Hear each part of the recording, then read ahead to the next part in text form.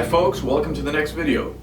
In this video we're going to be talking about pedal technique. Now when we talk about pedal technique we have to talk about a few different things first, like for example balancing on the kit. Okay, so I think this is an essential part of technique because depending on what technique you use, your balance point on the kit is going to be a bit different. So if you're using a heel down technique, you sometimes can balance yourself on your heels. You don't have to rely so much on the throne. But if you play heel up like I do, then you really have to center the weight of your body on the throne. Now this is a very important thing. So there's a little exercise I do so to give you an idea of where your balance point is. And it's a bit of an exaggeration for the balance point, but in general this is what it should feel like. So what you do is when you're sitting down on the kit, lift your feet off the pedals so that your toes are barely touching the pedals. Okay, you're going to want to shift backwards like this. You're going to want to shift back as the weight of your legs is off the pedals. Okay, so that's your true balance point right there. So when you bring back your weight and you put a little bit of your weight on the pedals, you have a tendency to lean forward a little more. But the reality is that you should be always the weight off the pedals, because there's going to be many times when both of your feet are up in the air, especially when you're doing more complicated independent stuff. Okay, so once you have that exercise going, what I suggest is the next thing, which is to find the sweet point of the pedal, as they call it, when you're playing heel up. Okay, heel up, there's definitely a sweet point to the pedal. If you play too far up, you're missing a lot of action. You know, it's going to feel like you don't have enough rebound. If you play too far back, you're going to feel the pedal is sluggish. So there's a point right in the center that is the perfect pivot point. Now, if you study a little bit of angles geometry, you'll see that if, let's say this is the pedal, like this is the pedal, this is the floor. Now, if the pedal is here, there's a much greater distance. If you play from the tip here, there's more movement that you have to make. If the sweet spot in the middle, if you have it, it's the perfect pivot point, or fulcrum almost, if you can see that there. There's less distance than here to travel, so you're going to have more precision and more speed if you find that sweet spot. Okay, so the way to find it, what you do is if you put both your heels up like this, what you do is to start with the bass drum. Put your foot all the way up in front of the pedal so that the beater is touching the head. Okay, and you know, don't put too much pressure on it. Just rest your foot on it. It should automatically go to the head there. So what you do is slowly go backwards, okay, until the beater is off the head, and then slowly go up again. Try to get no volume, okay? It shouldn't be any volume when the beater goes back to the head, okay? This kind of gives you a feel of the pedal. You learn the feel of the pedal this way, and you kind of get an idea of where the sweet spot is, okay? You can do the same thing with the hi-hat pedal, alright? Hi-hat pedal is a little harder to get no sound out of, but that's the basic idea. So you have an idea of what's going on with the pedal, alright? The next thing is, when you're playing heel up, okay, you're going to want to always be grooving with the time. When you're playing, you don't want to be static with your feet. You don't want to be moving your hands and your feet totally static. So what I like to do is have a little bit of groove underneath, right? Always. So if I'm playing, for example, just play a groove for you.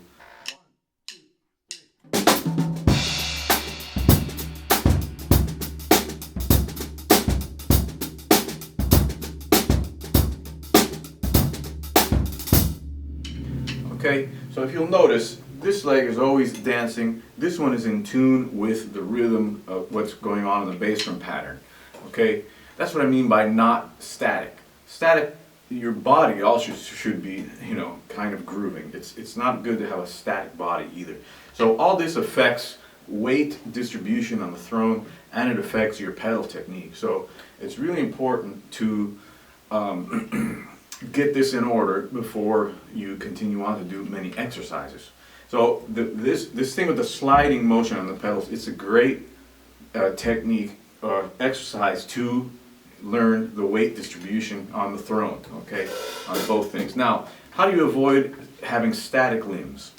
One of the best things to do is work on ghost notes, okay?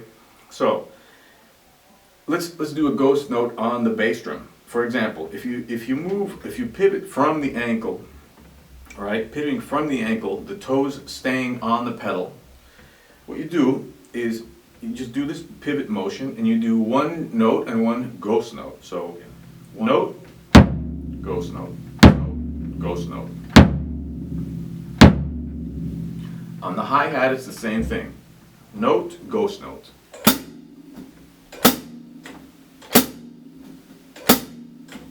Okay? The next thing would be to do two ghost notes. Okay? So on the bass drum,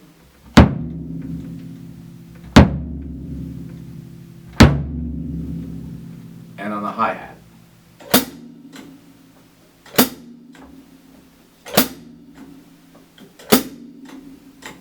Okay, this is real good also to get the motion going in your ankles so that you're not stomping on the pedals. This is what you don't want to do. Don't stomp on the pedal. That's not the way to play the pedals. Okay, there is a definite technique and a motion you see here. The hi-hat. Okay, of course you can increase the ghost notes. That's a very good exercise. 3 ghost notes, 1 note. 1, 2, 3. 1, 2, 3. Okay, just suggestions. You can do as many as you want. The whole point is to get used to that ankle movement. Okay, now if you want to play off the beater, it's kind of the same thing. So just a little more delicate.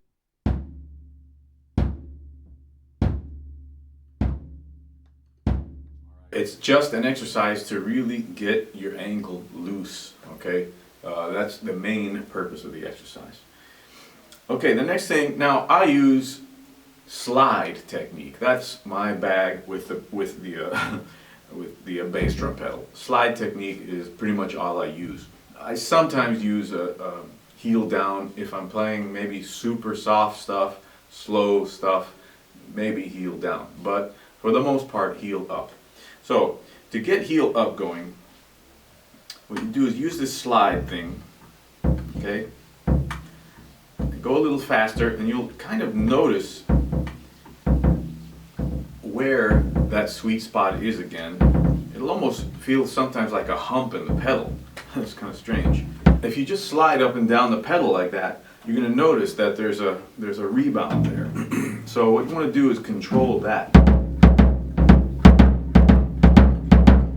It's a very slight motion that you have to do. It's really effortless when you use the pedal, right? You have to use the pedal. That's why the sliding exercises like this are very useful.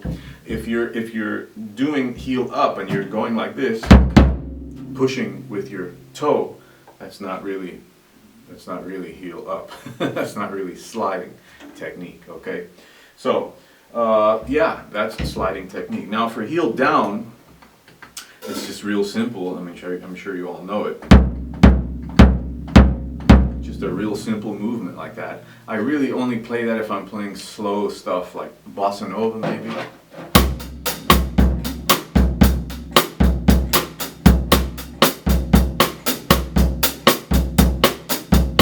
But for the most part, I do that heel up as well.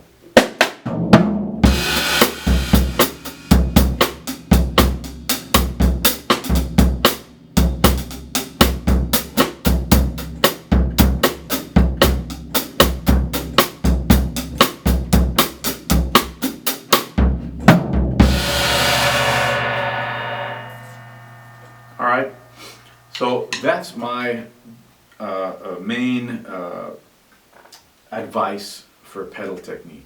Find out what works best for you, and there are many techniques you can use. I think Jojo has a new video out that shows his technique. There's the what do you call it, a reverse motion. Ralph Humphrey also does reverse motion. I don't do that. I'm just a pretty simple guy when it comes to pedal technique, but I do like the sliding technique. That's my favorite one. And there are, of course, a ton of exercises you can do, you know, 2 on the hands, 2 on the feet, the usual thing. Okay, and that really helps to get your stuff going with the pedal. All right, hope you enjoyed it. See you on the next clip.